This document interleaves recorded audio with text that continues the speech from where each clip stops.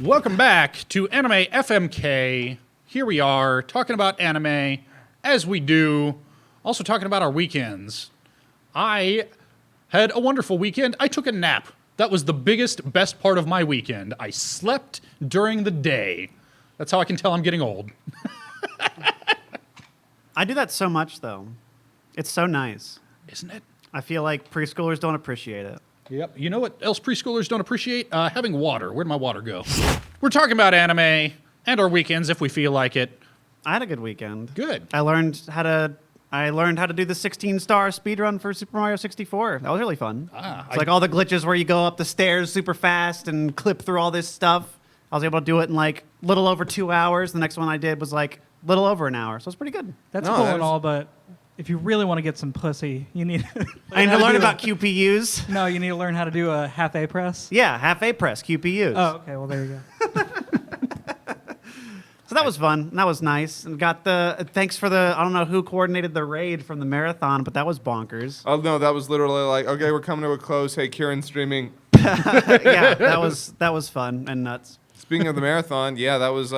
So on Saturday, I went to go see Psycho Stick in concert. They're really cool. They're apparently fans of ours, so we got to go backstage with them, drink That's a little cool. bit. Yeah, no, that was awesome. That's fun. But beyond that, the bad part about that was I was like, yeah, go out, party with Psycho Stick. How many drinks have I had? Oh, it's 12:30 and I'm not entirely sober. That's cool. No, I'm just going to chill out, watch Little My Hero Academia. It's 3 in the morning and I might get some sleep. Next thing I know, I wake up for the marathon at 10 a.m. and I'm like, well, that was 5 hours and I'm a little hungover. Let's go do a marathon of Dragon Ball. Hours. Yeah, Dragon Ball Z Abridged, which that was, a lot of people might think, what, you just sat in place for 12 hours and watched a show.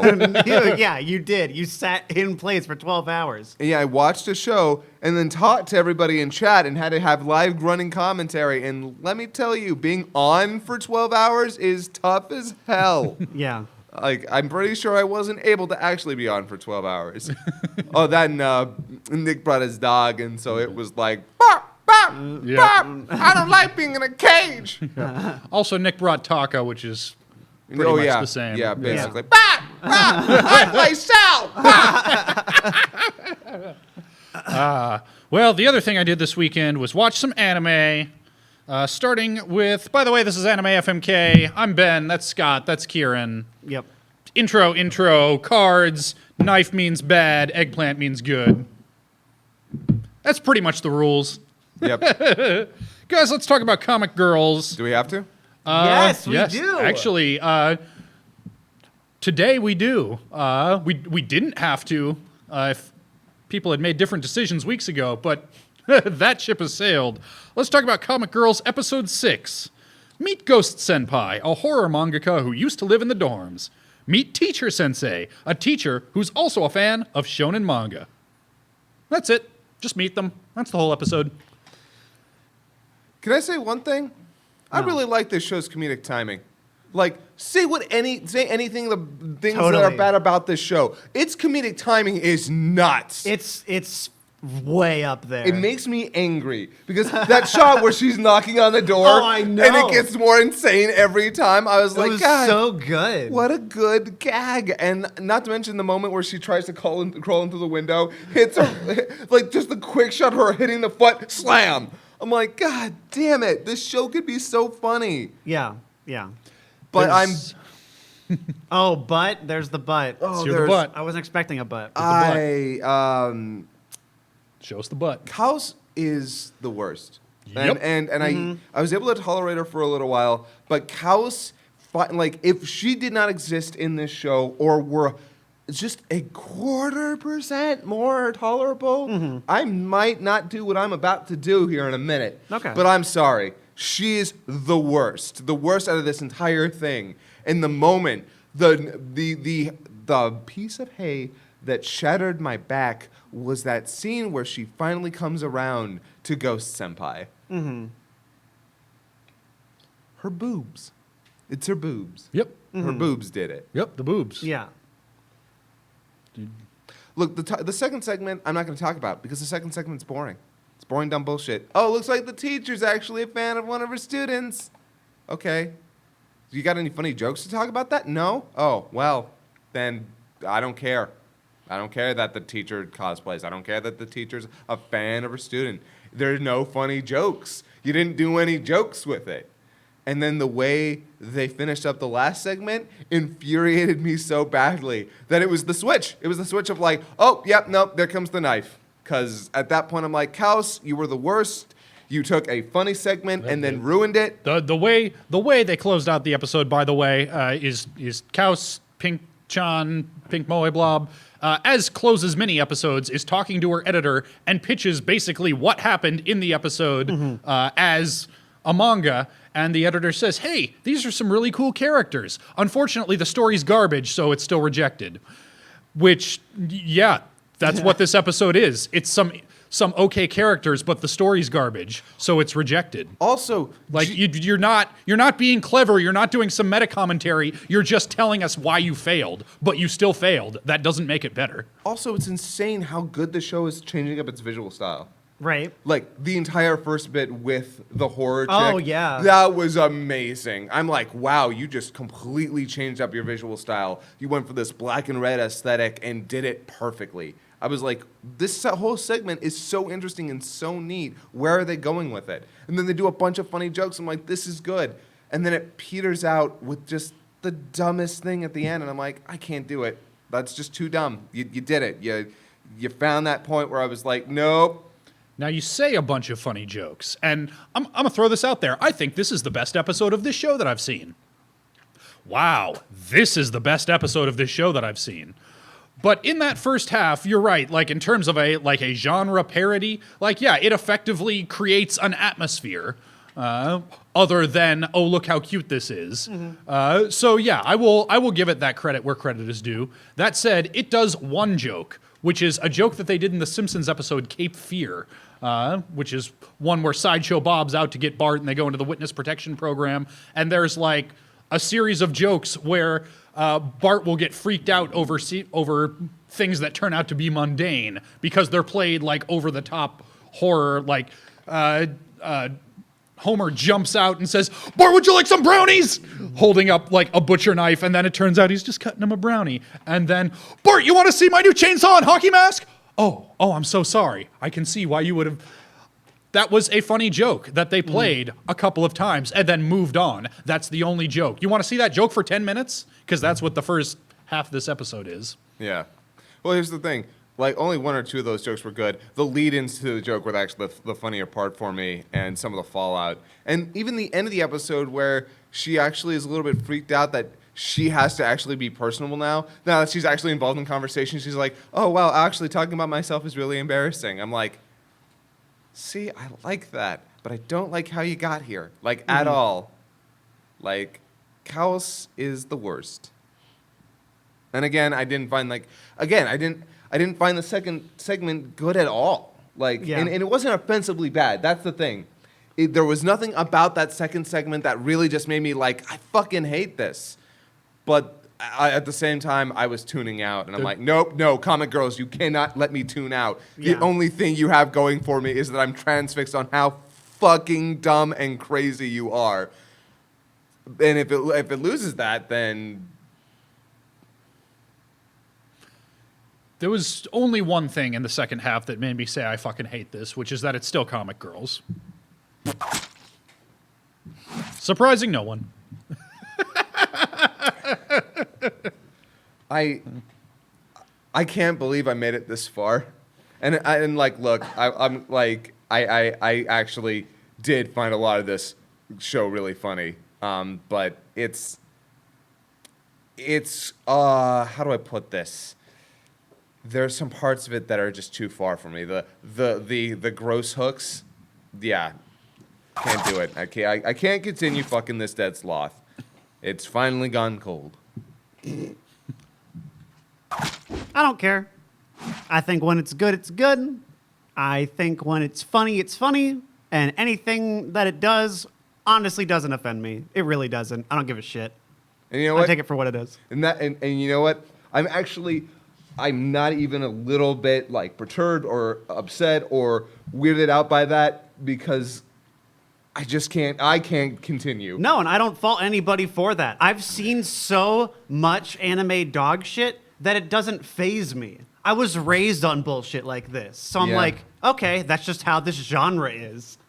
I think that if I hadn't watched all of the, if I hadn't watched Azumanga Daioh, Lucky Star, and Nichijou, Oh, yeah. and if I hadn't seen a lot of this cutesy stuff in small bits, I don't think I could be able to watch the show in general at all. Yeah, I think having a preconception and forethought, honestly, of what this is and what it's going for is kind of necessary to enjoy it, I think. Yeah.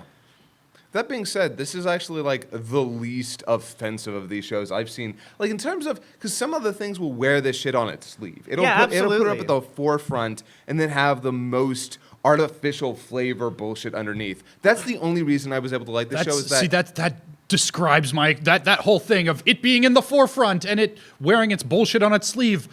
There are shows that are worse about that than this? Yes. Oh yes, my God. Because here's the thing: the stuff underneath is all artificial flavoring. Yeah. Here, I don't feel I like think it's genuine. Yeah, I like yeah. the manga stuff. I Yeah. really do. To be completely honest with you, I don't feel like a lot of this stuff is artificial flavor. I think the person who wrote this actually has fun writing it. Mm-hmm. But the problem is, like, the stuff that's fun, the stuff that I can tell that the mangaka is having fun with, is just not balancing out the obvious. Like, I need. You need to get those otaku. You need Yeah. to market to the bullshit and like that. And that is its biggest fault. It's trying to market to the merchandise otaku buyers who want to buy figurines. Yeah, instead if it were just having the fun that it wants to have, I'd still be eggplanting the show. But the bullshit just outweighed it for me. Because again, I could put up with some bullshit if I know what I'm watching is written by somebody who's having fun. Like, because then I'm like, hey, at least I can see that they're actually enjoying themselves. There's nothing super seedy here. But it's just, there's not enough. There's not enough. I'm at a point where I do need the anime Everclear to get me out. But I'm at a point where I wrap around and then I'm like, I'm drunk enough to like it again. Well, let's see if anything else. Oh yeah, Yep. let's see. So that is a double kill for Comic Girls, and I want to let it be known that before hearing word one about how Scott was feeling about Comic Girls, I put down my verdicts in writing, in my notes, for everything. I'm not flipping any scripts to try and get Comic Girls killed. I want Comic Girls killed, all right? I'm not going to front about that. But I'm making my votes from the heart here, and let's talk about how our hearts feel about Wotakoi, Love is Hard for Otaku. In episode 5, Orange Boy and Meganeko are suspicious when Yaoi Girl seems to be flirting with a new barista. Orange Boy is ready to step in, but Meganeko texts Monster Hunter to handle it instead. It turns out that the barista is Monster Hunter's younger brother. Everyone goes over to Monster Hunter's place to play Wii, but the conflict arises again when Barista Bro offers to walk Yaoi Girl home after Monster Hunter falls asleep. So, I feel like we can't really get into this episode without talking about our distaste with the last one, and how that is just not addressed here. Yeah. It's just moving on as if nothing happened. Did anybody read the comments?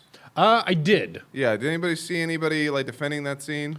Not defending that scene, I did see a couple of people saying it's played differently in the manga. He is more apologetic in the manga. Well, I read the manga and kind of like he does hold her. He's really sweet. Like I think the intention of that whole scene was kind of all about the fact that they both go for each other's throats, and Tado goes over the line sometimes. And in that scene, he's like, it's one of the only ways that he knows to get her attention is to kind of like force her to kind of like look at him, but it's still really weird. I'm like, look, maybe it's because I've had bad relationships with people who think that they can just be mean to me and it's okay. But Yeah. I mean, it's not addressed here, but at the same time, they're kind of just back to being themselves. So I don't know. Yeah, I mean, there's nothing that I found objectionable in that same way in this episode. So if the concern is, oh man, that was fucked up, is this what the whole show's gonna be? Because if so, I don't want to keep going with it. Like 10 out of 10 would be, yeah, that was fucked up. Let's deal with it and make that, we're not getting that. 0 out of 10 would be, Let's do it again. yeah. Yeah, which they don't do. Yeah. So this is somewhere we're still kind of hovering in, like, what does this show want to be? What does it want to do? I don't know. But that said, as far as what happens in this episode, I found there to be a lot to like from the beginning, from this first central conflict of, oh shit, is she flirting with that guy? That's kind of not cool. How should we handle it? I found the ways that orange hair guy and green hair girl, like the ways that they decided to handle it, illuminating of their character. Tado just wants to fucking go over there. Yeah. Like in Tado, so it's very interesting. Tado is a little sexist. I'm just gonna put it out there. Man's a little sexist. He's not really problematic, but he doesn't trust women. And he's a little bit like pushy and masculine about it. It's like, dude, back the fuck off a little bit. Which is kind of why I think Hana is as tough as she is with him, because I think she has to realize, look, if we're gonna make this relationship work, she's got to kind of wear the pants here. But yeah, the fact that Tado's like, I'm gonna go fucking over there, and she's like, don't fucking do that, okay? Yeah. Well, and why does he want to go over there though? Because he's still got a thing for Yaoi girl. Also that, yes. Yeah. Also, he's still got a thing for her, and it's so interesting because when it comes to fucking Hiro, he's all like, well, yeah, no, they can date, but, and he's mostly okay with that. Wait. I mean, isn't he? We're talking about Monster Hunter, right? Yeah. They can no. He's just like, oh yeah, they know each other. That's my brother. We all hung out as kids. It's not like No. Tado. Orange hair is fine with Monster Hunter dating Yaoi Oh girl. well, yeah. Yeah. Well, And yeah. That's what I'm saying. Tado is totally cool with Hiro dating Nanami.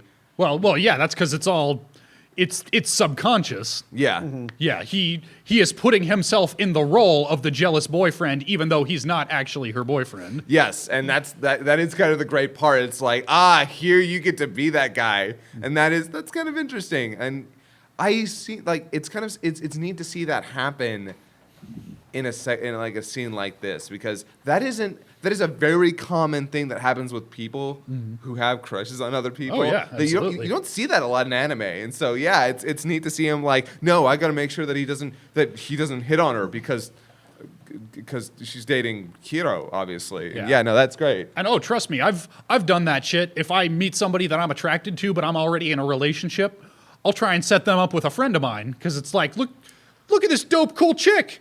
She's not dating anybody. That's a fucking crime. Yeah. That's a goddamn waste. So I feel like I'm on another planet because I wish I saw these characters the way you two do. I feel like they have no nuance or dimensionality to them at all. Every single scene they're in is one note. I could write you a script for what they're going to do, and it would happen. Hiro does nothing. Oh, wow, he's so good at games. Yaoi girl says something she didn't mean, and oh no, gets all embarrassed. Like, they're the same thing every time they show up, and nothing makes me laugh. I wish I understood it, but I really can't. And he plays with a Wiimote? He Yep. plays Smash with a Wiimote? This is what I mean when I'm saying I can't relate and nobody is legit, and this is not written by a person who knows what they're talking about. Anybody who's a pro at Smash would not be playing with a fucking Wiimote, okay? Second, why is the orange-haired dude using a GameCube controller?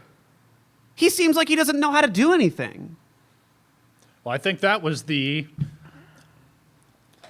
Okay, I will agree with you insofar as why is there only one GameCube controller, okay? Right? That is unrealistic. Yeah. No nerd would have one GameCube controller. Yeah, Oh, agreed. we're playing Smash. Now, Can't follow it. Sorry, dude. yeah. Now, if you granted that there's only one GameCube controller, then yeah, of course, I, as the pro, I'm not gonna try and go up against the scrub while I'm holding Excalibur in my hand, okay? I'm gonna hand you the good controller. Okay. Yeah, that's to even the playing field. That's fine. Why does he have one GameCube controller? Yeah, no, agreed. Yeah, if you have that's Smash, dumb. if you have Smash, you've got 4. You have 4. You have the adapter, and Yeah. that's what you do. Like, We can get- he's playing on Wii. You don't even need it. Yeah. We can get Grant back in here right now, and he will tell you. He'll tell you that he has a GameCube controller in his bag at all times. Yep. Okay, that's what they do. Yeah, just in case. Just in case someone wants to throw down. Yeah, all right. and that asshole doesn't have 4 GameCube controllers. So, like, I understand, like, suspension of disbelief sometimes. I'm sorry, man. I can't follow you. That's not real. You're all fake gamer girls writing this script here. Nobody actually that plays games wrote this. Were they playing Smash? Yeah. Yes. They were very clearly playing Smash. Oh. Like, if you read between the lines, like, what was happening with them describing the game, for whatever reason, I don't know why they could say Mario Kart in the previous But they couldn't episode. say Smash Brothers, but they were 100% playing Smash. 100. Actually, I'm pretty sure they were playing Super Knockoff Versus. Ooh, yeah, available on Steam. Yep. I have a defense for that guy. What? Does he really seem like the type that would socialize prior to this group coming together at the Oh, beginning of the no, series? he does have a good point in that regard. Like He when wouldn't he would use a have Wiimote. the one controller to take to tournaments or something as his lucky controller. my snapback to that. Okay. Why does he have Smash? Yeah. Nobody plays Smash for a party game. Nobody. Oh, You what? got to turn Nobody plays Smash for Ganondorf a party up to 8 and then fight all 4 Ganondorfs by Wait, did you yourself. say nobody plays Smash for a party game? Yes, everybody plays it because they play it seriously. Especially playing on a Wii in the year 2018. They play it because they play competitive. Well, okay. Why else would you play Brawl? I mean, you wouldn't. You'd, Exactly. Well, hold on. We don't know that it's Brawl. It's on a Wii. It could be Melee. The Wii will play Melee. Fuck, you're right. You can't use the Wiimote though, right? Oh, no, you're right. Yeah. 3 It of them has will- to be Brawl. Yeah, no, you're right. It has to be Brawl. Shit. well, then we know he's not actually a gamer then. Yeah, so he's a fake gamer. I feel like we're off on a tangent. No, this is important. The story's about love is hard for an otaku, and he's not an otaku. I feel like you're the exact kind of person who hates Big Bang Theory. Well, no, that's a bad show. Yeah. I'm still withholding judgment on this show. All right, so I forgive some of that a little bit more. I'm mostly bullshitting. I really just wish I liked the characters. They're really one-dimensional. That's my complaint. I don't feel that myself. I mean, here's the thing. I don't think they're 3-dimensional, but I don't think they're 1-dimensional. I think they kind of ride this line for me of this 2.5D because I identify with a lot of these characters. That's my big thing. Is that your nickname for 2.5 Men, 2.5D? Ooh, that's good. That's good. Except for the 0.5's a child, so no. So, for me, I know a lot of people like this. I know people like Hirotaka. I know people like Taro. I know people like Nanami. In fact, I kind of feel half the time like I identify personally with Nanami. Meanwhile, I've met women like Hana. Oh my God. Oh, totally. Yeah, I was about to say, not sure if I've met women like Hana. No. In fact, like half the otaku girls that I know are just Hana. Mm-hmm. So to that regard, man, I understand what you're saying, and maybe it's that they've watered them down or they've characterized them a little bit to work in an anime because it's anime. Yeah. But that being said, I don't know. It's just I see actual human beings in these characters. I just see that they're not doing a ton with them in every scene. They're just kind of like, all right, the focus of the scene is that they do this. And then the focus of the scene is that they do this. And if they never get too creative with it, they just kind of play the scenario out. And I think my biggest complaint is you know what role every person is already going to play. Kind of. Then, if I had to be completely honest with you, the stuff with Hiro's brother was not compelling. I didn't find him all that interesting. I didn't find his whole story all that interesting. Like, oh wow, maybe they'll like, hook up. She's like 7 years his senior. And they never bring that up.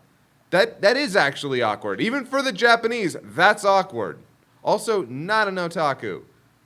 So, like, there's a ton of things here. It's like, why is this a concern? And I'm like, okay, it's Taro's concern because it's Taro, but still. Well, I mean, yeah, the age gap thing is a little weird, but that said, like, they seem to be legit flirting there at the beginning. Like, I don't think Taro's read was all that wrong. Yeah, And towards the end, that sort of gets proved out where Barista Bro, he does not apologize saying, "Oh, I'm so sorry I gave that impression. I was not trying to flirt with her." He says, "Oh, I'm so sorry. I didn't realize the two of you were dating." Like, yeah, he was totally flirting with her.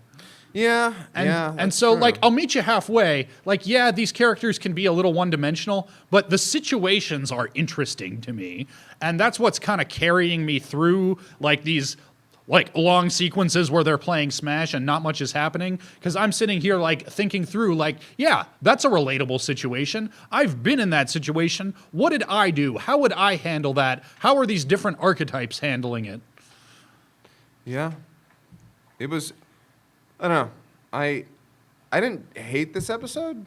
In fact, there were parts of it, yeah, that I just liked because again, I like all these characters. I like Taro's responses. I like that Taro like realizes like shit, I said too much again, and that's it. I'm glad that he recognizes like, damn it, I do this a lot, and it's cool. I actually really like that characters can be self-aware about their faults yet still do them because that's human beings. It isn't as soon as we realize one of our faults, we're suddenly, like, we just get rid of them or we're healthy about working on them. No, a lot of us have faults, and then they keep coming back out because we're busy people who can't fucking deal with our shit all the time.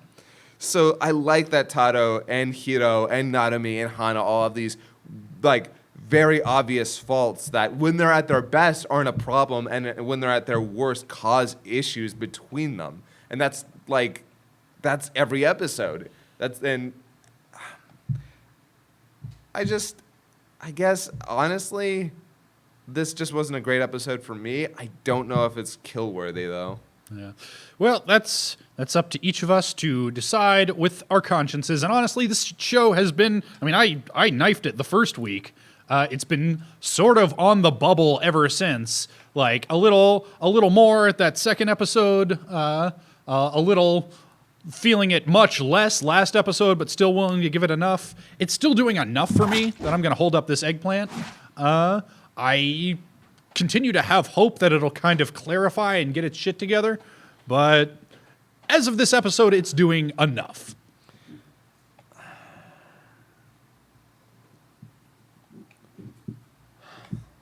Man, this is tough because I didn't come into this knowing, I knew what I was doing with Comic Girls.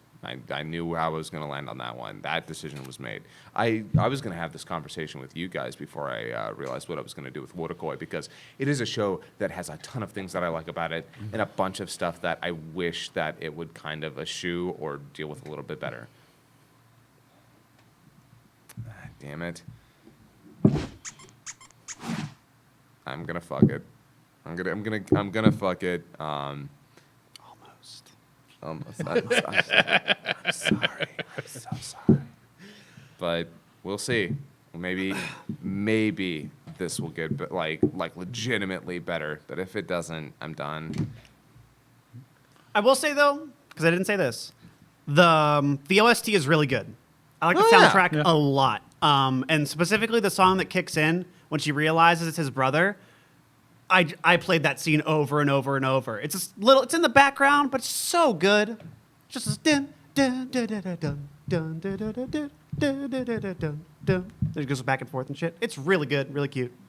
I like it. I find it highly inoffensive. That said, I think we can guess what it is, but for the sake of argument, go ahead and hold up your card because you haven't yet. Oh, I did. Oh Yeah, yes. you did, Oh yeah. yeah, you totally did. Never mind. Yeah. Yeah, you just did it like 10 minutes before the rest of us. Well, that's gonna be good for Stephanie. All right. Well, that is a double fuck for the record. Let's see if Space Battleship Tiramisu can keep the fuck train rolling. In episode 6, Subaru decorates his Gundam for Christmas. Then he gets mad when the mechanic lady's vacuuming causes the power to blink off and bork his JRPG save file. It's hilarious ? But fuck all that, because it turns out that Cody, Subaru's handler, who's been showing up all series long, is actually working for the enemy, and he's got a cyborg eye, and oh shit, he's Subaru's brother, cliffhanger! I loved this Right? turn This at is the what end. I said about wait till you see episode 6. It's like, yeah, Goofy Christmas. What? Cody's not real? Yeah. Like, okay, that's good. Like, Let me say this: the Christmas stuff worked for me on Yeah, its oh, yeah, own. I I thought that liked was it, too. fun. I thought it was funny, dumb bullshit. The stuff with the JRPG, I was like, "That's the joke." All right, whatever. Okay, whatever. Mm-hmm. Like the Christmas stuff was good. Then this shit happens, and I was Yeah. like, "This is what I've been waiting for." Right? I've been waiting for something like good. I'm glad that they got their episodes of dumb bullshit out of the way, and I'm sure there's going to be plenty of dumb Oh, bullshit. sure. I'm sure there's no way that they're going to go serious with this. No, but now we have an antagonist. We see the antagonist, which I assume we'll get more dumb bullshit with. And I'm looking forward to that. When it comes to comedy, I need there to be some kind of underpinning. Like, and I don't need it to be serious. I don't even need real drama. But Yeah. I need something to really get deeper into it than just the surface level. The fact that there's a bad guy now, yes, absolutely. It seemingly just kicked the ass of everyone on the ship, and yeah. it's like, And it's- who's Cody? I was like, what? yes. Who the hell is Cody? And I'm like, yeah, that's it. That's That was it. so good. I'm like, yeah, dude, that's Yeah. the shit I love. This is 100% what this show needed. Just a Yeah. little something extra, some extra hook, because like most of that dumb bullshit still just kind of, it was fine, it's whatever, but this made me want to see what happens. I want to see what their bullshit explanation Yeah, I know. Yeah, for I all can't this wait. is. Yeah, this And was Yeah, this reminds. I didn't think they were gonna go the route of like Trigun and a bunch of like the old shows of we're gonna goof around for a bit. Now let's have a serious thing. We'll still goof for a bit. I don't think they're gonna go like super serious, like you said. Yeah. But I'm happy. I was happy to see that shift. I think any drama that they do will be immediately undercut. Totally. Yeah. I can see that too. Yep, and just having drama to undercut is more than this show's had in the past. Because before Yeah. this, it's been entirely just, oh no, wacky fun times, craziness all the time. And that can get wearying, even at only 7 minutes an episode. Yeah. Yeah. I mean, we saw this guy in the opening. Yeah. Yeah. Like, when's he gonna show up? And yep, there he is. Yep. Turns out right fucking now. So, I mean, this is pretty simple. Yep. Yeah. I'm so happy this happened. Oh man, keeping your mouth shut about that must have been tough. Did you watch today's? No, not yet. Ah, okay. Yeah. We really should consider watching. Yeah, because it airs at, or releases on Crunchyroll at 11:30 on Mondays, which is like usually stuff that airs on Mondays, even if it is before this, we don't watch just because it takes some time for things to sink in. Like that one day when we watched Kokoku right before this, it was so rough trying to discuss it. Oh yeah. I think it's worth waiting just because if it starts at 11, then people only have between a 3-hour period. It is short, Yeah, but that's like they also might be true. busy, and if they're Yeah. tuning in for this, I don't want to spoil it. Yeah. Yeah. Not well, that I here's- think it's a big if- deal. if they're tuning in for this, but if they come, Yeah, if they're the YouTube people on Wednesday, then That's true. That's true. yeah. but I don't know. I don't think spoilers for this show are necessarily a big deal. I think you can know that there's a big twist so far in episode 6 and still like get something out of it. Yeah, that said, for a comedy, hearing people explain the jokes beforehand can Yeah. it can be a little Yeah. weird. So, Yeah.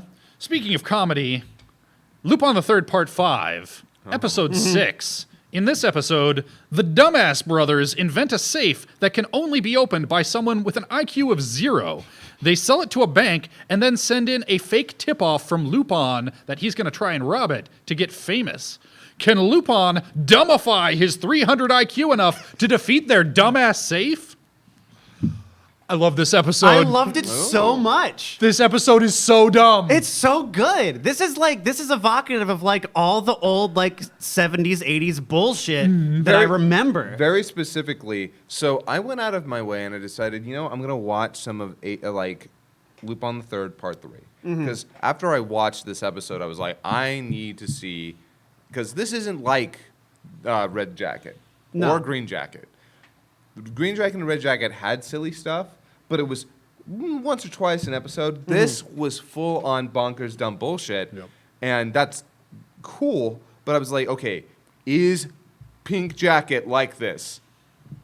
Wow, no wonder this did so badly in Japan. Like, Oh, really? Pink Jacket, first of all, is notorious upon Lupin fans about just being the worst Lupin. And I can see why. One, they changed all the character designs to look way worse. But by the way, they didn't bring any of that into this. They just gave them basically, they took some of the clothes from that old, from the Lupin III Part 3. None of the actual character designs, because the stupid chin they gave Jigen, oh my god, they made Fujiko look ugly. Like, really ugly. And I'm like, wow, okay, missing the point there.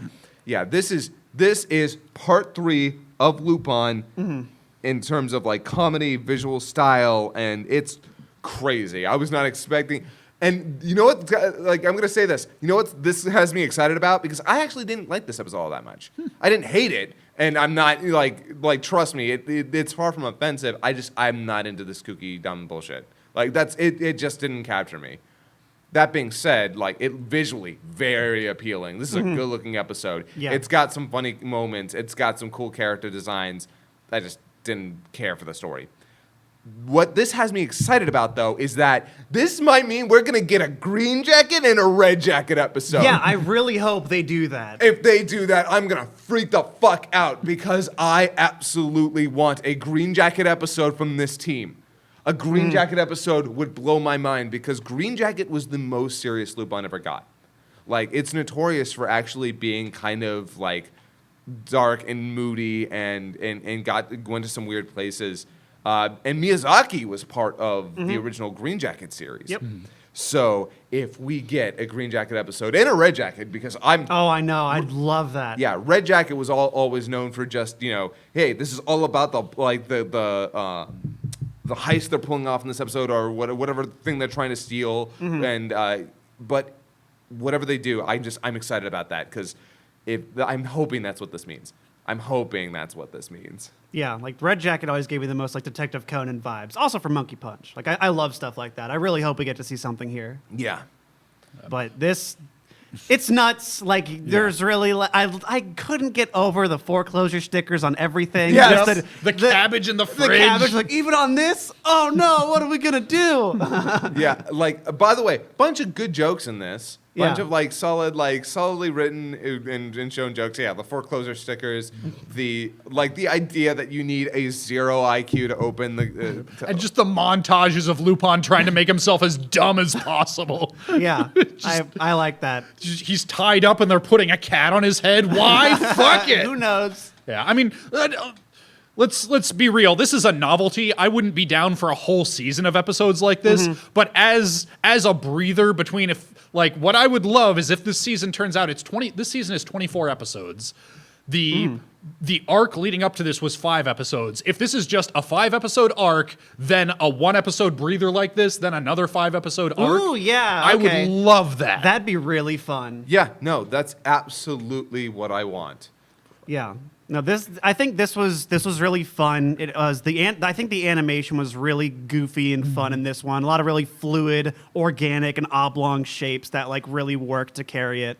Oh, it was heavily evocative of 80s anime. I know, and I think that's why I liked it so much. Yeah. In fact, it from the ground up, if you watch this entire episode, it just looks like an 80s show with modern coloring. And Yeah, that's totally. so cool. Yeah. I'm really that was why, even though I was like, a lot of these jokes aren't doing it for me, and this plot is obviously a farce because they're it's ridiculous. yeah. But I still loved watching because I'm like, yep, this looks so good. This is just bringing me back to a lot of the 80s cartoons I grew up with. So It felt very nostalgic watching this. It felt really good. I think for anybody who has seen or grew up watching stuff like that, it feels insane, but in a nice, refreshing way with a modern pace. It was really fun. Yeah. I was literally, because you have to add literally because people have overused it to the point where it means nothing anymore. I was literally laughing out loud at this episode. Me too. I did as well.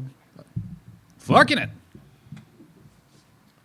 Oh, all right. Waiting for you. Trifecta. Yeah. Again, even if even if it were an episode I actively didn't like, this is still Lupin the Third Part 5, and I knew that it was going to be a one-off episode, so everything after this is going to probably be good. No, this show has been all cylinders so far. I really like it. I'm so happy they did this. I know. And again, if this is indicative that we're going to get other like one-off episodes with the other jackets, That'd be so cool. that would be the coolest thing. Speaking of the coolest thing, Sword Art Online Alternative Gun Gale Online is not that. In fact, it was so uncool that we skipped it because it was a fucking recap episode. Yeah, you know what? I'm just going to hold that up because how dare you? You're 5 episodes in. How dare you?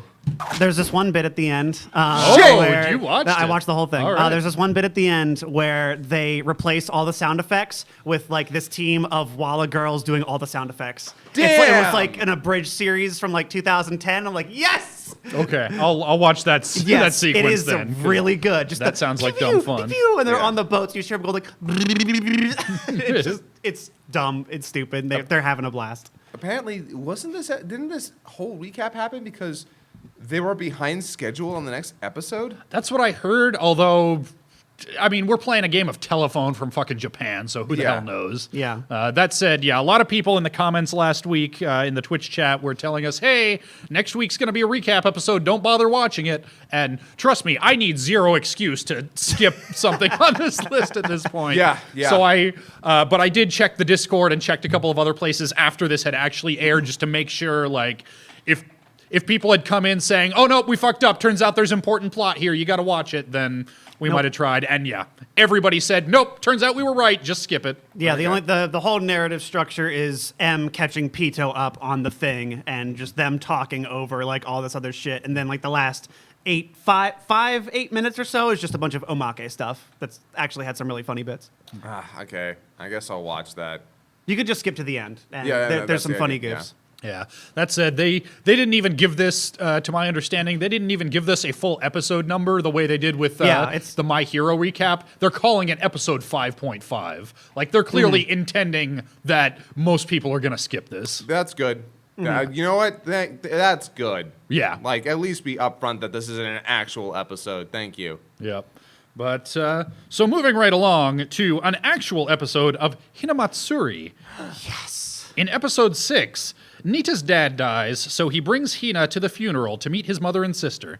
Hina is a bad liar and can't convince them of their cover story for why she's living with Nita, but he is still proud of her for trying her best. Nita rolls a nat 20 on his persuasion skill check and convinces them that she's his daughter out of wedlock. Then, the city decides to kick the homeless people out of the park, and there's no other place large enough for all of them to live together, so their community breaks up.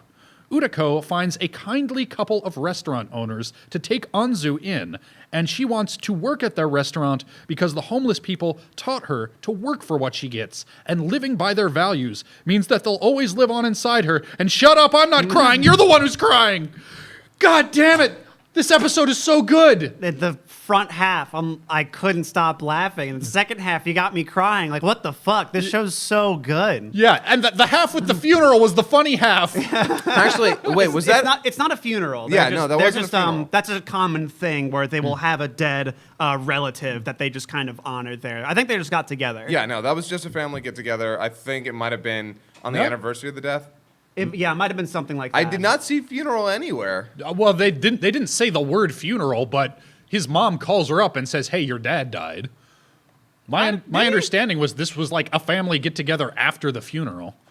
Let me double check. I thought she was just calling him to check in as a mother does. And it was like, hey, we're gonna do something, get together and drink. Like his dad dying seemed to be new information for him. I'm just saying, like, it seemed really weird that there was no emotional resonance for him losing his dad. Just seemed like they probably weren't close. I don't know. He's I really did close not- with his mom and sister. Yeah, I did not get the impression that his dad I must have blinked and He didn't missed seem that close with his mom and sister. It seemed like they hadn't talked in a while. Like, it's not that they were estranged or anything. He just doesn't seem like he calls home every week. Yeah. Yeah. And that's why I got Put away your phone. It doesn't matter. Curious, I want to know for sure. What happens is they go to mourn his dad, and then Grand Fisher. Microphone. Oh yeah, Grand Fisher shows up and Hina needs to take him down. Listen here, fucker. Fucking Grand Fisher, get out of here with that bleach nonsense. But no, the first half has just Nita essentially trying to bluff the whole way, telling these stories about. And I love the fucking bit where he's like, "Yeah, there's a lovers' quarrel. Her dad's in prison. He was a friend of mine. Decided to look after her. Kind of shot the mom, and she just remembers eating chili shrimp. And then just the picture of them visualizing it with the mom dead at the table and her eating with the bullets flying back and forth. Like, oh my god. Yeah. It knows how to do its visual and delivery. This continues to have one of the best comedic timing I've seen in an anime in so long. It helps that Nita is such a good liar. Oh, I know. Yeah, Nita's ability to lie is what carries a lot of the comedy in scenes like these. Like he's not a sociopath, but it's incredible that he can just nope, now I need to lie, and I just need to switch this on and go whole hog into it. When he says I should be an actor, and it's like, yeah, dude. Nah, dude, he's a gangster, man. Yeah, I did find it interesting that his mom and sister apparently know what he does, and they're cool with it, because there's a line at one point, like, yeah, we can't exactly tell the neighbors what you do, so this is just what we tell them. And I think that's a bit more common than we'd expect over here, because mob shit tends to be, and gang stuff tends to be more on the down low, whereas Yakuza tends to not openly be acknowledged, but everyone knows it's there. Yeah, within family, if you're a Yakuza, yeah, your family's probably going to end up finding out one way or the other, so... Yeah, well, and you watch Western mob movies set like during the Depression or the Prohibition era or whatever. Exactly. And it's kind of the same thing where it's like, yeah, we don't talk about what Dad does. We don't really know what Dad does, but we know it's something shady. We just can't know details in case we ever have to testify. But you know he's going to take care of you. Yeah, exactly. Also, this version of Yakuza seems to be a pretty cleaned up, sanitized version. Like the fact that at one point in a previous episode, somebody asks Utako, why wouldn't you just go to the police about this? She's like, no, man, fuck the police. But everybody will go to their friendly neighborhood Yakuza like, hey, can you take care of this for us? This is kind of what you do. Well, it's sort of interesting because with the way that the Yakuza are in Japan is that they're a very dangerous organization, but they're also... It's kind of interesting because what they've tried to do is legitimize them as basically a second government. Yeah, it's that's really, in the service of the community. Yeah, and that's very much what the Western Mafia was in the early days in Italy before it came. I mean,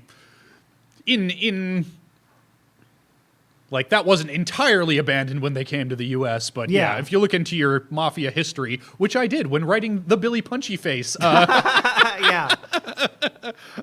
One shot for DFS at the table. Yeah. Yeah.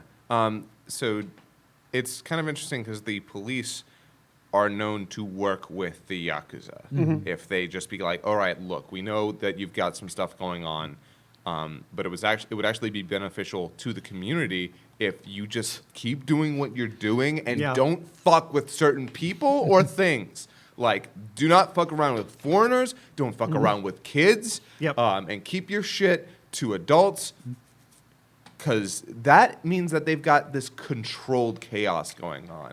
So it's really interesting that we, also, you never say the Y word. Yeah, you never say it. Yeah, do not say the Y word. It's kind of that's why, in Magical Girl Ore, she starts, she even, says, hey, it's a guy who starts with the prefix yeah, and he's a freelancer, and, dancing around it. Yeah. So, yeah, it's really interesting. It's neat to see Nita with his family, yep, we know, you're a mobster, and he's like, yep, we got into a disagreement, and her parents died, and they're like, oh, that's so sad. And not like, oh my god, what do you do for a living? Which makes me think they might also be Yakuza. Yeah, well, or at the very least, they might know a few people he works with or something. Yeah, I mean, we don't get a definitive, but the impression I got was maybe his dad might have been Yakuza too. I could see that. Seems like the sort of career path that tends to stay in the family. Yeah, actually, women very rarely... as women grow up, they rarely usually stay within the Yakuza very firmly. You'll often see them marry off, and then maybe there's, it's easy if you have a bunch of girls for that to just, sooner or later you'll be out of it. Yeah. If you have boys, though... Yeah, well, and that's the thing, when the girl marries, then she becomes part of the husband's household, and it's, it's a little different. Yeah, but men... Yeah, men in Yakuza families often end up like, unless they're just like, no, I don't want him to be part of this. Like, they'll push them off into other directions. But it is not uncommon for men like born into a household of Yakuza to end up being Yakuza members. Yeah. Can I also say how much I love his sister? His sister's great. Oh yeah, the So sisters. The mom's Yeah, no, good. they're all good. The sister's good. They're the best. They're such. I'm glad to know that Nita's family is just as interesting as Nita is. Yeah, I love her just getting plastered, and she's like, oh yeah, it's our duty, Hina, to look after the ants. Everything's here. That just dumps the alcohol on it. It's survival of the fittest. Fuck them. It's like, oh, she's plastered. Yep. I like it. It's like, she's kind of scary. Drunk people are sort of scary. Yeah, and I love. Can I just say how much Hina continues to be like my favorite character ever? Like just how she just continuously goes like he looks at her like, don't you say it? And then she goes, I'm Hina, whatever, Hina Adachi. I'm 13. Yeah. Over and over and over again. Yeah, just repeating it by rote. Yeah, like say what we studied. No, shut up. And then she tries. Yeah. She's like, okay, going off script. So is it like this? And Yeah, I'm she's like, you're such a terrible liar. I got you. Yes, she's my daughter. Yeah. At that point, he's like, oh man, she's trying her best. I can't put her through this anymore. Yeah, it's my daughter. Yeah, she's one of these kids who's going to do great in school for as long as it's just rote memorization, but as soon as she gets like into college or out into the world of work, just falls flat on her face like, "Oh no, you mean I need to do more than just recalling facts?" Fuck. Yeah, and that's the first half, pretty much. And then the second half is just me bawling like a little bitch the whole time. I love that we get to like the opening shot is seeing Utako leading a bunch of people like protesting what they're doing with the homeless people. Why is it that? Okay, so this show knows what it's doing with certain characters. With Hina and Nita, you're never going to get a fully serious story. You'll get some hints at it. You'll get some emotional moments. With Anzu, on the other hand, Yeah. Oh, no, yeah. there are almost no jokes in this part of the episode. No. It's like, wow, okay, no, this is just her losing the only family she's got, and they're a bunch of homeless people who are suffering out in the cold, and it's like, okay. Yeah, and everybody playing hard ass just to get her to leave the community because they're like, you'll be better with whatever Utako's got. Yeah, no, they realize it's like, no, the more we endear ourselves to her, the harder it's going to be for her to leave. We need to find this base, the most minimum we can without just being mean to her, Yeah. or she'll never go. And that's hard. Yeah, and just the way she childlike is like, these guys are holding up signs, they're marching for us, we should be doing Yeah, we this can too. do it. It'll be Everybody, great. yeah, get together. And they're just like, no, this is the real world though, and we gotta, this is just how it is, this is what we gotta do. Like, oh Yeah. my God. By the way, Utako continues to be like way up there in Yep. best characters. Like the fact that she's Totally. out there, and I think it's part of that has to do with the fact that she knows that community. She's friends with a lot of those people. That's part of their information. So she's like, no, you are our friends. You are part of our family. We will stick up for you. And Yeah. There's never been a focus episode on Utako, but anytime she shows up in an episode focused on somebody else, she's always just holding it down. Yeah. Just being the she's- best. Yeah, one of the best supports for like the whole cast. I mean, even when she blackmails a high school Yeah, girl. that's yeah, a she's dope great. scene. That scene is the best though. But it's like, it's also kind of like, you're a good person, kind of, maybe. And I loved seeing, I really like the family that Anzu has now too. And just seeing her like struggle. She's like, Yep. how much does this cost? Like, it's nothing. You live here, you can eat it. And then she's like, I can't do that. And then when she finally, the next morning tells him about it and how I'm glad the guy who runs the shop is just like, okay, you can't work if you're crying, let's go. Yeah. Yeah, and I liked that they were able to have both perspectives there, because the wife is very much like, no, you are a child, be a child now, and her husband is the one who's like, no, I think she needs this. It might seem a little fucked up to us, but you can't get her from being homeless to being a normal child in one leap. Yeah. Yeah. We've got to kind of meet her on her level, and if this is what makes it better for her, then this is what she should do. Yeah. I broke the code. What'd you do? Hinamatsuri is a celebration of happiness for young girls in a family setting. Oh. Oh. Okay. Then, yeah, that's what a great title for this show then. Yeah. Holy shit. Yeah, that's good. I think the family part is very important because that is like the most resonant thing. And that is why people say like, oh, it's creepy. It says the young girls. It's not that. Nope. No. Shut up and watch it. Yeah. I'm glad people on Twitter have been like, I finally watched it and it's just as amazing as you say. If you're one of those people, you need to watch Hinamatsuri right now. Yep. Yeah. The only and I only call this a misstep because of the climate that we're in. The only misstep that it could possibly made was have her show up naked.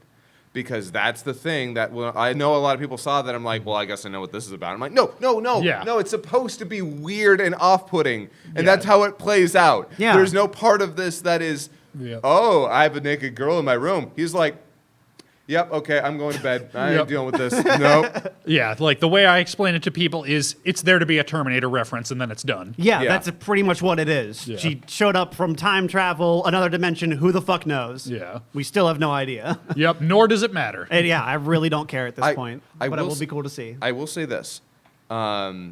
I understand that a lot of it was just set up to make her alien and to find some way to put her in Nita's home without being a normal human being.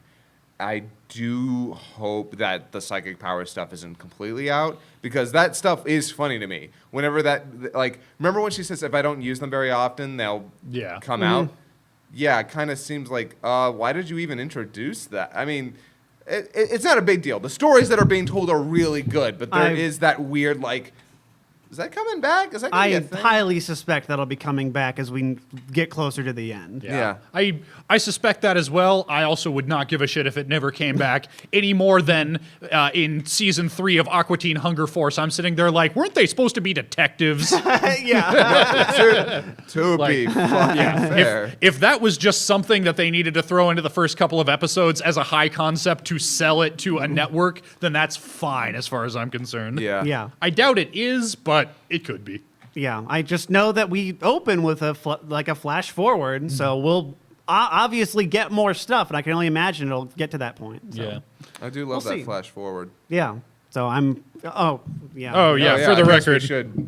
Trifecta. If it's not obvious. Yeah, Yeah. The day this show doesn't get a trifecta, Nita had sex with Hinamatsuri. Or Yeah. Hina. Yeah. Is Like- the opening bit a flash forward? In the first episode. Yeah, because it It's says a 3 flash- years before. Yeah. Oh, Yeah. I missed that. Oh, you- Sorry. Wait, flash. It's a flash forward. Yeah, well, Yeah. you said 3 years before. Yeah, because then it says 3 years before. Yeah, after episode the Oh, starts. flash after forward. the yeah, okay, Yeah. after the flash, yeah. Yeah. So, guys, we're going to flash forward to the other side of this break we're about to take because I need more water, and I'm going to check if there's any more bit drops to call out. Oh, we'll be right back. And we're back. Are we? Yep. Cool. That's neat. Yep. And guess what else is back? Legend of the Galactic Heroes. German. In, in Neue episode... Tise. Yep.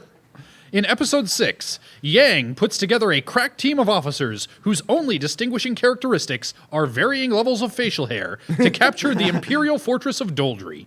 He and Lieutenant Nepotism enlist a squadron made up entirely of Imperial refugees, known as the Refugee All-Stars, to infiltrate the fortress by pretending to be a small Imperial recon fleet trying to return home. However, there is concern that the leader of the All-Stars, Captain Bad Boy, might try to defect back to the Empire for realsies. I'm glad it's actually the Death Star. Yeah.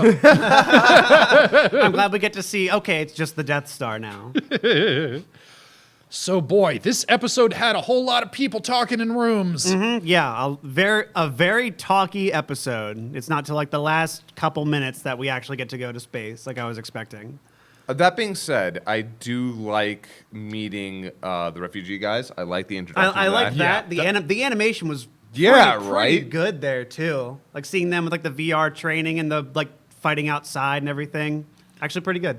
Yeah. I was kind of confused with what was going on in that scene at first. I'm like, are they just like moving their guns? Like, okay, Yeah, we don't have like- bullets. We don't have blanks to waste on this. We're just doing this, and then they go to the VR, and I'm like, okay, now that's cool. Yeah. That I can appreciate that. Some VR future training. Yeah, and it was cool seeing Yang interact with them where he's just like, yep, I'm higher ranked than you, so you got to defer to me. And they're just sitting here in this literal locker room like, yeah, okay, small person that I tower over. Yeah.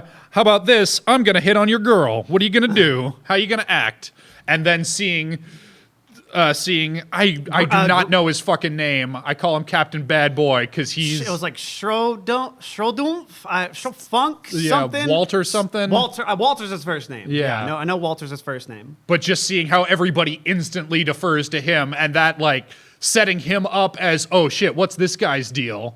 Like, having this actual charisma and command that Yang kind of, for all his tactical genius, does not have. Oh, yeah. Like you were kind of talking about earlier that, like, Yang is not invested in what he does. He just does it because that's just kind of the cards life dealt him. And we see that he's like, again, the world's most honest person about that in this episode. I like that when he says, if we could just get I just kind of want to do enough to get a peace treaty and then I'm out.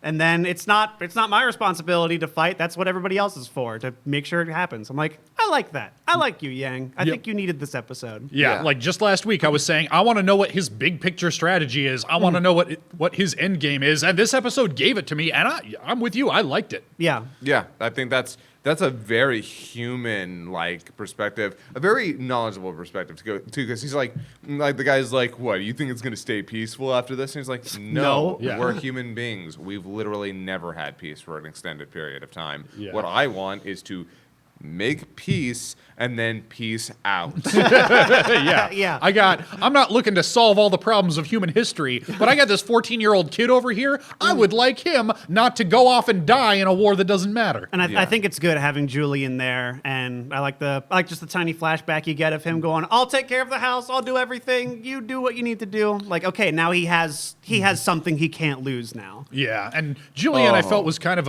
I know you were way into him last episode. I felt he was kind of like a non-entity last episode, but just that one little scene had me like, you know what, this kid's all right. I want things to turn out okay for this kid. So, the episode before this one, something freaked me out because when they left, because okay, you have guys throwing grenades into his house, right? Oh shit! I already know what you're thinking. Yeah, no. The episode before this one, I was fully expecting when he came home and he looks at his house and the lights are off. I was like, he's going to go over there. He's going to be like, why are the lights off? Open the door. Julian's going to be dead on the fucking ground. When Julian was outside, I was like, oh, thank God you're not dead. Yeah, no, I'm a little worried because what do you do with Yang if he's got this plan of like, no, I just need to get this kid out of here and that's fine. Yeah. Yeah, if you want to turn Yang to the fucking dark side. Yeah, how do you keep Yang as like in the military for the rest of his life? Take away the one thing that would like the one plan he has to get out of there. Yeah. That would be like that's the thing I'm worried about. I'm like, oh man, like target on Julian's back. Totally. Yeah. That and the new woman like admiral that showed up, vice admiral, whoever, Greenhill, who apparently she was she was a kid or a teenager when Yang saved everybody from that one planet, and we even saw her in that episode, and they kind of go back to it, and I was like, oh cool, okay, she's that girl. Oh, I don't really like tea. I wish you'd brought me coffee. Yeah. Oh, was I that rude? Yeah. Oh. Yeah. Yeah. I was working the math in my head a little bit because that was 8 years ago, they said. So she would have had to, but Yang's in his late 20s, so he would have had to have been like, I don't know, 21? Yeah, he was very 20 young. Or 21. Because he got in the military straight out of high school because he was trying to get into this whole program where he gets to be... Yeah, which means she would now have to be like 18, 19 if she was a little girl back then and is in the military now. She seemed like she was like 14. 15 or something or like that. I think she's in her mid-20s right now. Okay, Yeah. could be. Yeah, she looks like she's 22 now. So Yeah. Regardless, you get a whole bunch of characters this episode, but thankfully just the ones you really need to care about are the ones doing most of the talking, so you get them. It does the same thing where like it throws a bunch of names at there, and I don't think that's like I had my initial suspicion it's not going to be a huge problem, because if they need to talk to somebody, they will say their name continuously. So that's what anime does. Yep. Well, that's what good fiction does, is reminds you, hey, this is the person that matters. You Yeah. will remember their names because I'm going to say it over again. Yeah. They kind of didn't with Captain Bad Boy, and that was unfortunate because people say, well, I can tell when Ben cares because he gets the right names. No. That is not an indicator that Ben cares. I like this character. Oh, I Yep. do. I really like him too. Yeah, I love the fact that, okay, I'm going to say something mean to this show. Make jokes, have characters have personalities. Yeah. Because People can be really dry. the best part of this episode is when he makes a joke like, man, I just want to go home. yeah, Yeah. if I get captured, I get to go home. Yeah, and yeah. nobody laughs. And nobody laughs. And he's like, sorry, that was probably bad timing. And I'm like, oh my God, you actually like are a human being. That's cool. Yep. So I'm calling it right now. They make a big deal out of dropping, like, I don't know, a lot of people in his position have wound up defecting back to the Empire. He might be the next one to do that. And he straight up says, like, aren't you worried that I'm going to what if I do it? double cross you? I am betting right here, right now, at some point we're going to be led to believe, like, oh man, he's totally turned coat. He's going to double cross you. And then it turns out it was all part of That was Keikaku. all the Keikaku. Yep. Yeah. Yep. Because we don't really get like the full scope of the plan. Like it just kind of, we get inklings of the end of the conversation of, yep, that's the plan. Yeah. And so I'm curious if there's some other element we're not seeing, which I assume that'll happen. Yeah, but it is interesting to see that as far as we can tell, Yang's being set up to fail.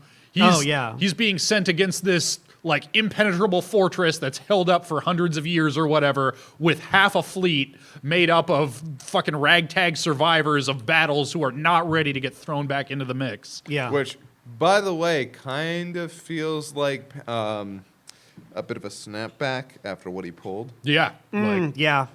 Yeah, I could see that. Like it seems like his direct CO shithole, like he's not trying to set up Yang to fail. He's putting him in here because it's like, yeah, no, you need a success so big that they can't be against they you. can't do now. They will have to listen to everything you say. Yeah, but the only reason the other brass agreed to it is, oh, good, we're going to take this troublemaker who's too popular and successful for us to openly act against and go send him off to get fucked. Yeah, do it. Yep. Yeah.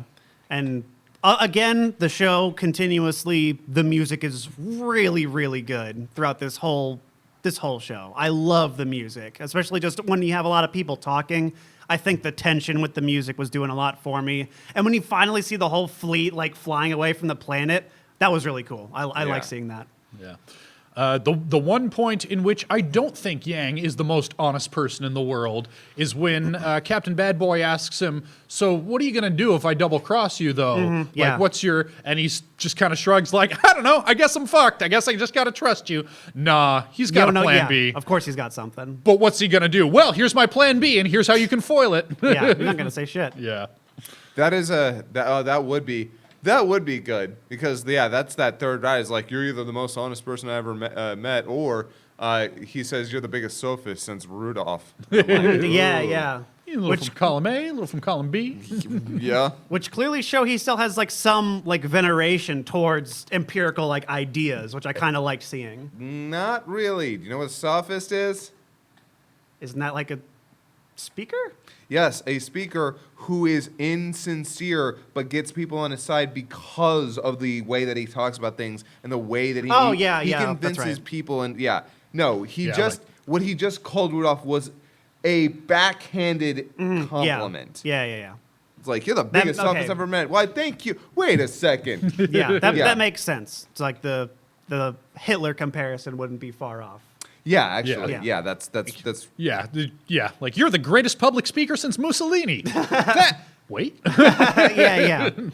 yeah. So That makes sense. But I like them pointing out that he might have some trust issues he might not be the most trustworthy dude. So he seems really interesting to me so far. I want to see what he does. And I like that we get a bit of seeing inside the Imperial Death Star. Yep. And that there's these two equal officer dudes fighting back and forth. They fucking hate each other, but that means anytime they get attacked, they gotta outdo each other. I do like that. That's really neat. Like, I bet you the brass was like, hey, I bet you if we made these guys both of equal rank, they'll fucking go head over fucking ass just to make sure that they outdo each other every goddamn time. Yeah. And then they were like, oh, and if they don't, that's hilarious. Let's just fucking do it. And so the next thing you know, these guys are unstoppable because they're like, what do you mean he's doing better than me? Oh, fuck you, I'll do better than him. And I like that they show this over the footage of them firing the Death Star laser and just wiping out whatever fleet tried to attack it last time. That was really cool. Yeah. Like the animation on that was real good. Yeah. I'm actually pretty happy with the use of CG here. I think that's allowed them to get the levity they need to animate some really cool stuff. Yeah, because my personal belief is that if you can do something in 2D, do it in 2D. But if you're going to do it in 3D, save it for non-organic things. Yep. Because that's fine by me. The moment you have an organic thing, like even plants being Like bears or like wolves. fucking bears or wolves. But yeah, no. When you have machines, though, it is way less distracting to me, and you can do some cool stuff that's difficult to do in 2D animation. That being said, I will always choose 2D. So same. If they did 2D, I'd be much happier, but I'm fine with what they're doing. Yeah. And sometimes it can be pretty. It can Yeah, be it was. beautiful. I love the launch sequence. That looked really pretty. That looked really Yeah. cool. I thought that looked awesome. Yep. Well, I'm also real happy with it. It's got its problems. It's still pretty dry. It's still pretty talky, but it continues to do enough to keep me going, to keep me interested in what'll happen next. And this new character is something the show needed that I didn't even know. I do not like that I can't remember people's names. I need to put it out there. That's really, really frustrating. Yeah. Then again, it's also in another language, and these are all like really complicated names, and at least I could tell you like, oh yeah, I know that guy, and I know that guy, and I know that girl, and the most important characters. Like even if I don't remember the names, I know what their place in the plot is. So that being said, this is interesting. I'm really curious now that good. We're back into space. We're back on a mission. Things are really serious. I'm so curious to see how our defector, our refugee, the role he plays as a spy. That's cool. You know I love it. Yeah. It's awesome. It's really cool. If you're a fan of the old one, I think you'll like this. I really do. Because as much as of an old anime snob I like to be as well, I'm really enjoying this. Well, that's another trifecta on the books this week. Strong week.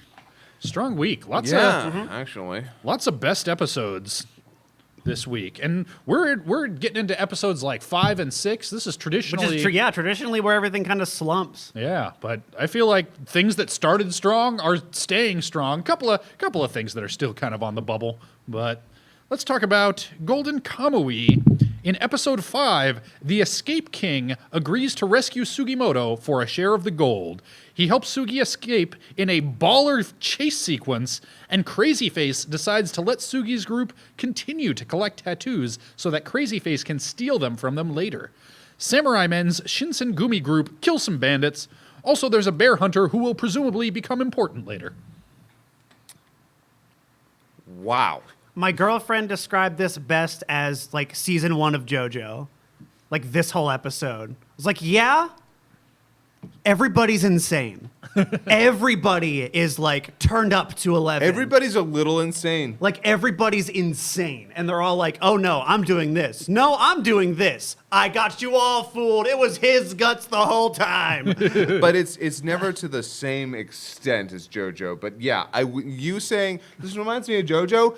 Actually, yeah. I like historical setting, but everyone's nuts. And that's what I love. Like it's just taking this really cool setting and amping it up the only way anime does. Yeah, like the fact that so when he's on the floor holding his guts, I'm like, those aren't his. Like I knew instantly. I'm like, no, there's something else going on here. Yeah. And so when he's off to the doctor and he looks at the other body, I'm like, it's his. It's his guts. They're his guts. Okay, you just said his a bunch of times. Let's actually explain the scene to the audience. Yeah. So there's a scene after Sugimoto is. So he's captured. The twins who just.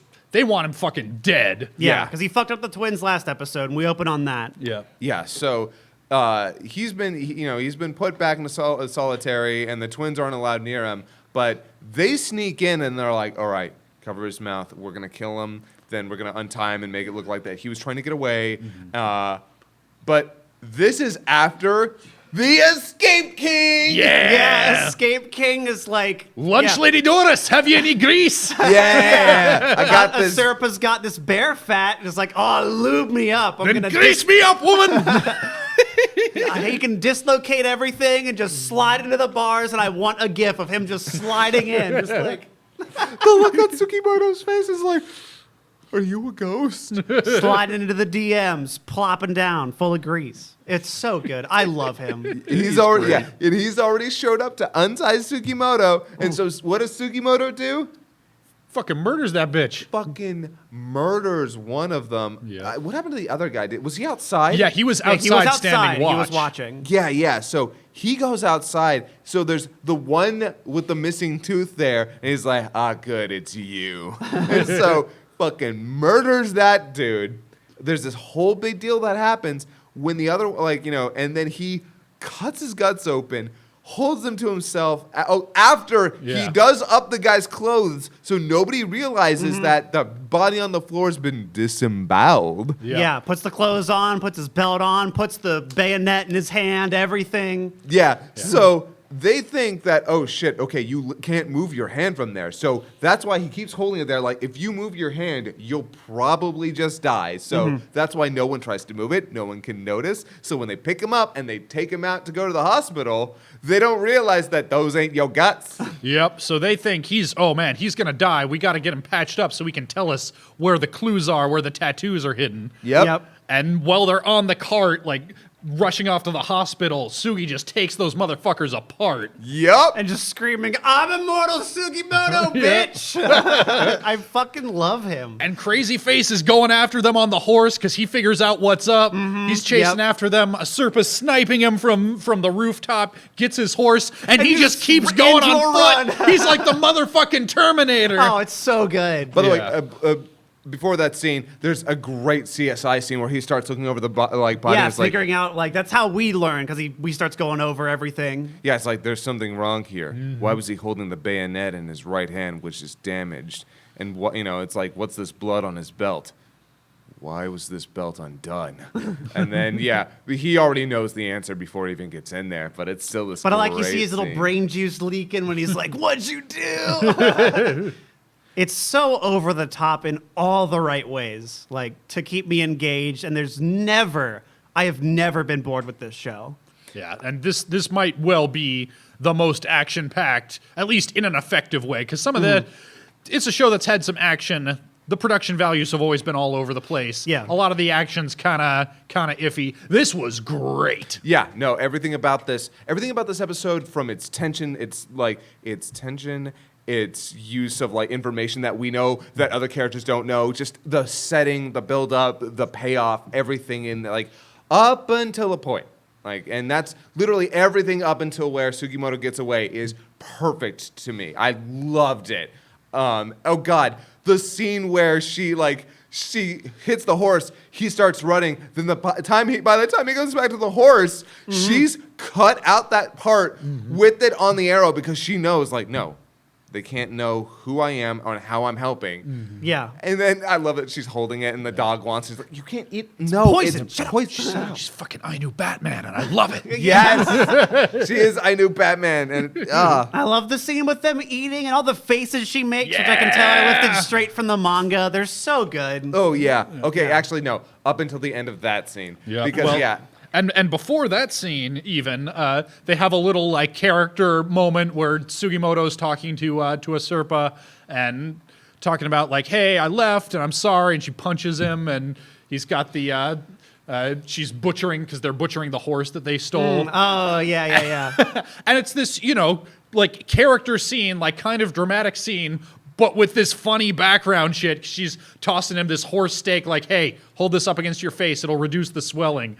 And the wolf is just Sitting. He's got it on his face. The wolf's right behind his shoulder, just looking at him with big eyes.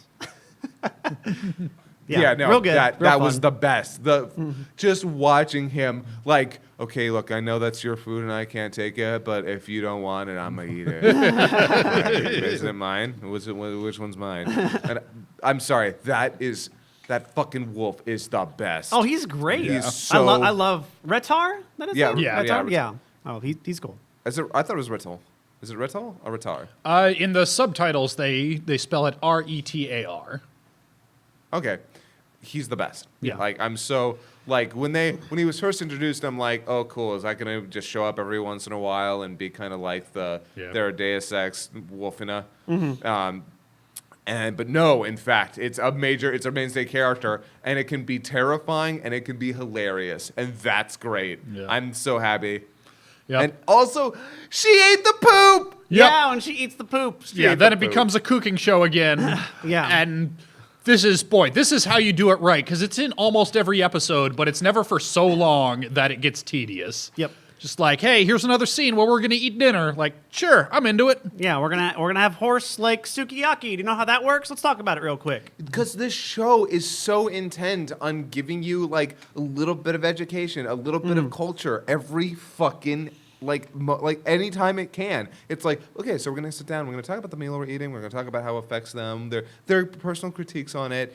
Also, she ate the poop. Like I won't lie to you. I've been waiting because it's like this is a character thing. You've built up the miso a couple times, and I was like, okay, don't drag it out any longer. Like the last time it happened, I'm like, okay, you know it's not poop. Just eat the damn miso. Stop being a bitch about it. It's like he eats your food. He ate squirrel brains. Eat his poop. And yeah, If you really loved him, you eat his poop. exactly. and in fact, she's like, all right, they both eat this stuff, so I guess I gotta try it. Like and she does, and she loves it, and there it is. They're a family now. Yeah. That said, you've been saying up until a point, and I agree with you, that last bit with the Shinsengumi bears, I mean, it's fine. It's serviceable, but I don't really know who these characters are or how they fit into the plot, and I don't really care yet. Yeah. I'm hoping they'll turn it around, but if not, oh well. Yeah, I'm okay with getting them front loaded so that when they show up and actually interact with like the characters, I have an idea instead of them being nobodies. Yeah, no, that's fair. Like, look, as much as I didn't care for their segments all that much, they didn't offend me, and I got what they were going for. Especially considering that the Shinsengumi were a huge part of this time period, like, and especially the period leading up into where we are right now. Yeah, which is why they're all like decrepit old men at this point. Yeah. So seeing this guy here, it's like, oh, you're actually a big deal. Like, and it's cool to see other people. Like, it's like everyone's going for the fucking One Piece right now, and I'm like, okay, yeah, you've got people from the Shinsengumi, you've got people from the military, you've got like all these dudes going for the map. Oh, did we also mention that Crazy Face is like wearing the tattoos? Oh yeah. What? He's got himself a Awesome. skin jacket. Yeah, so he's got his Buffalo Bill skin jacket going on. Yep. Pretty good. Yeah, be creepier, dude. Yeah, I know. I dare love you to it. be creepier. Yep. So again, Jesus Christ, why would anybody follow this psycho? Like, okay, you're a soldier, you gotta obey orders. No, you don't. Go fucking AWOL. This guy's gonna eat your guts and wear your skin, probably. Yeah, but also have you seen, like, first of all, they want to cut of that money. Yeah, Is they're what they in it want. for the money, and he's got the leads and the balls to do it. Yeah, they know what he's about, and they also know as long as they don't step out of line, they're fine. Like, hell, the twins tried to kill Sugimoto, and what did he do? Yeah. Okay, get them out of there, like, and stuff. They're not worried about their lives. They're on his side.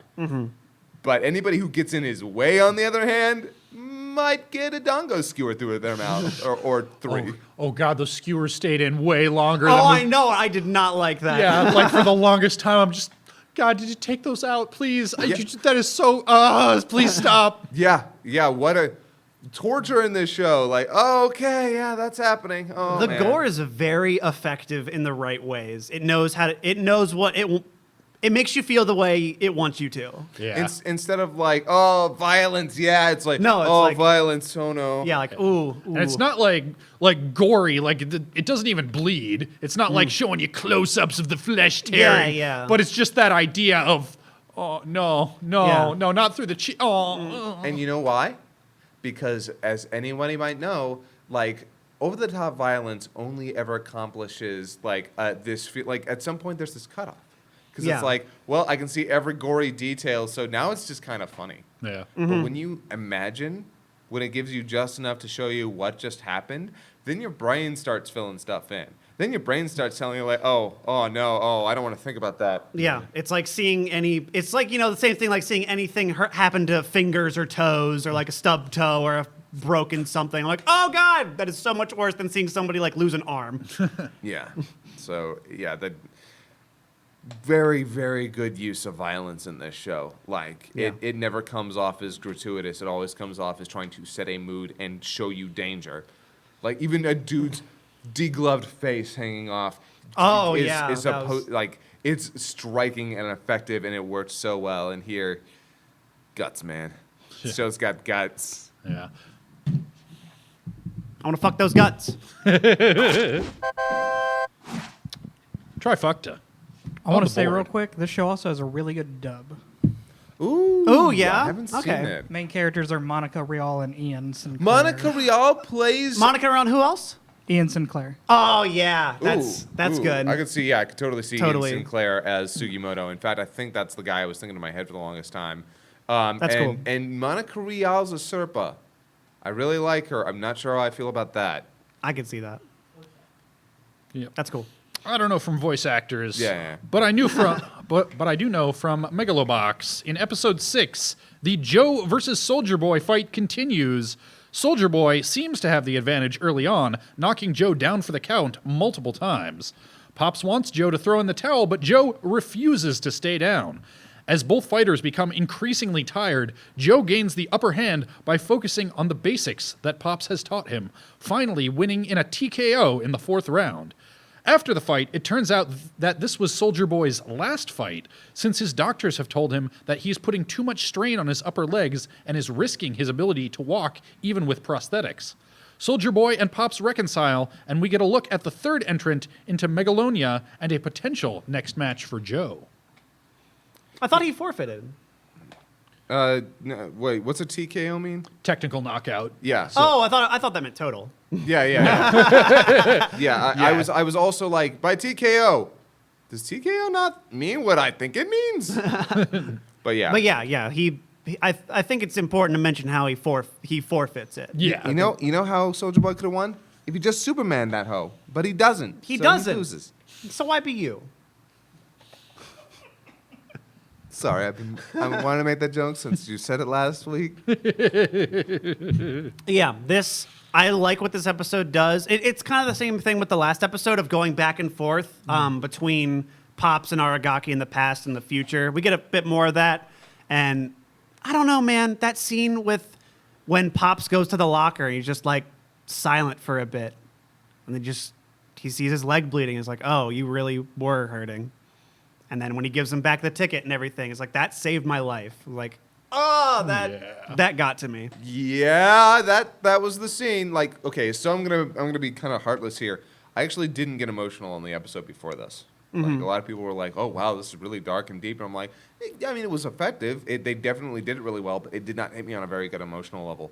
Seeing that scene though, where he gives him the ticket and just that little bit of characterization made those scenes like matter to me more in retrospect, and that scene all on its own hit me way heavier than the previous episode did. Because that shows their relationship at a very raw level. Yeah.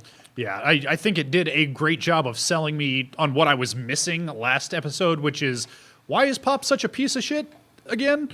And in this episode, it's like, no, when this guy's going off to war, Pops is telling him, like, yeah, you'll always have a home with me when you come back. Like, yeah, that is a promise that he broke. That home was not there when he got back. Yeah. Yeah. And God, the fact that he broke in there, like, and everything about that is just. Yeah, like I agree that seeing that in retrospect, I'm just like, man, yeah. Yeah. I think this was a really good two-parter back to back. I think this was a really fun character to explore, and it gave Pops more depth that I think he kind of needed. Yeah. Yeah. Pop. Oh God, what is his actual name? Nanbu? Nanbu. Nanbu. Yes. He is he is kind of the star of this show in a way, because you have Joe, who's like the boxer. Yeah. But Nanbu's got this character that has changed and evolved. Not necessarily himself has changed, but the way that you see him changes vastly over the course of these 5 episodes, and it's very effective storytelling. So far, he seems to be the one who actually has something to lose. What happens to Joe if he loses? The mobster doesn't care about Joe. Yep. Like, he just goes back to underground boxing. But it's not just he has something to lose. Is that he's already lost stuff. Yeah. He's got emotional depth. He had relationships. He cares about people, which is not the feeling you get early on. Oh, It's yeah. this very, very kind of like, you're kind of just a shady coach here. I didn't know he was even going to make it past the first couple me episodes. Yeah, neither. same. When I saw the first episode, I was not expecting him to stick around, and I'm so glad he did, because like that's a character in movies who I'm like, I know what you are. You're this guy. You don't believe in the underdog, and then you're out. Underdog wins. Yay.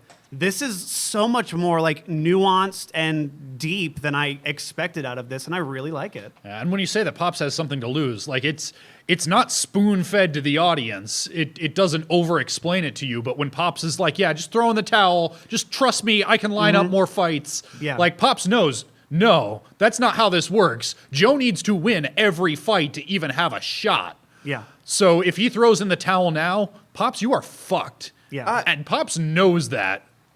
I don't know if that's true, because, I mean... That's 100% true. That is the situation as it was explained to us. But as far as I know, he can still get into Megalonia. He just has to fight his way there, even if he doesn't win this. He's got a limited time window, my they dude. have limited time, and it was like this fight was the one chance he knew he could arrange with a person that would push the difference up enough. Yeah. It's true. So he'd have to get another person in like the top 20 to have a difference push him up. Yeah, It is- this was a Hail Mary to begin with.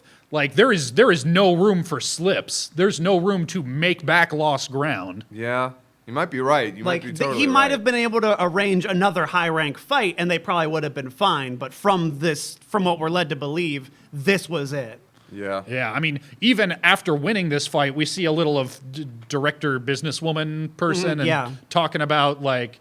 In fact, I think she's at the press conference announcing the 3rd entrant into Megalonia. Bloody Lion. Yeah. Yep. Just gorgeous George-looking motherfucker. And somebody asks her, like, hey, about that 4th slot, there's a lot of buzz around this Gearless Joe guy. And she's still like, yeah, well, we'll see. If he'd lost this fight, do you think somebody would have been saying, what about Gearless Joe? Yeah. It's the fact that he is coming in from the bottom, winning fight after fight with no gear, is the only reason he even has a shot. Yeah, it's the true. public eye. That's really, because I love that, like that scene with Yuri and this new character that shows up. Yeah. Talking to Yuri on like some rooftop. And they're like, "Are you? Everybody's. It's kind of sucks to be lying. Everybody's talking about this nobody for his ceremony." Yeah. I do love how the moment that happens, Lion just takes out his earpiece and like, fuck this. Yeah. Don't care about this. And fucking I like whatever. Yuri looking down and seeing on the screen the fight with Joe and Aragaki and going, oh, it's him. Okay, all right. I always like seeing just the villain recognize that the guy's coming for him. By the way, so we have Yuri. We have Bloody Lion. Who's number? Pepe Iglesias. Pepe Yeah. Iglesias. Okay. Yes. His name was said. I think we might have seen him, like a screenshot of him once. Okay. But yeah, that's his name, and I think that's it so far. Yeah, well, yeah, because it's a 4-person tournament. Those are the first 3, and Yeah. Joe is gunning for this 4th slot. So I'm wondering which one, like, because Joe's gonna fight 2 of them. Which ones are like? I think Yuri's gonna go up against Bloody Lion. I think he's gonna fight Bloody Lion because we haven't seen anything for this Iglesias character. Yeah. It would just make the most sense to fight him since he was just introduced.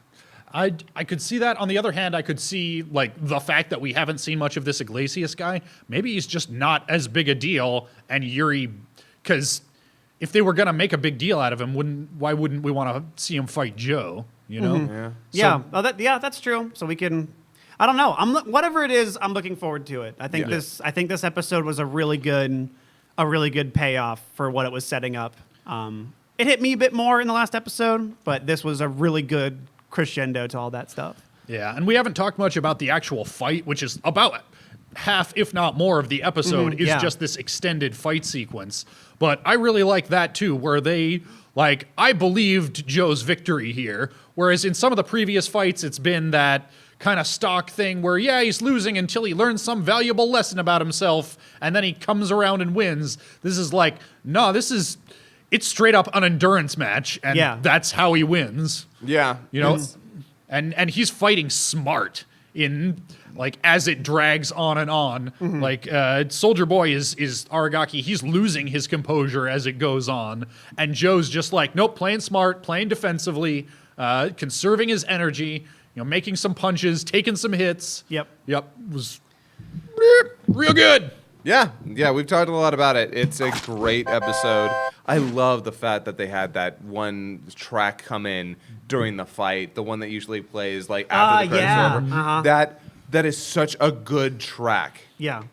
I know it's cliche, but I really hope the number 3 guy is someone Joe knows, and he has trouble fighting him. Okay. Maybe. That'd be fun. But like I also completely unrelated, that shot of the locker room where you just see his like bloody like prosthetic leg, and when you just see it from the side, led to believe he's like sitting there, and it pans over and you see it like standing on its own. It's like, damn, that was really good. Yeah. Just the sight, because you don't think about it much, but like, yeah, those prosthetics, like if you push them too hard, how does that work out? Yeah, because you're putting all the pressure there, and it's just gonna dig in, and that's just started bleeding. Yeah. But, good stuff. Yep, a lot of good stuff this week. Also some bad stuff, but some of it's dead. Oh yeah, I guess Guys! it is. Oh yeah, it is. Thanks to you, Scott. Yep, thanks It's to all you, your fault. Scott.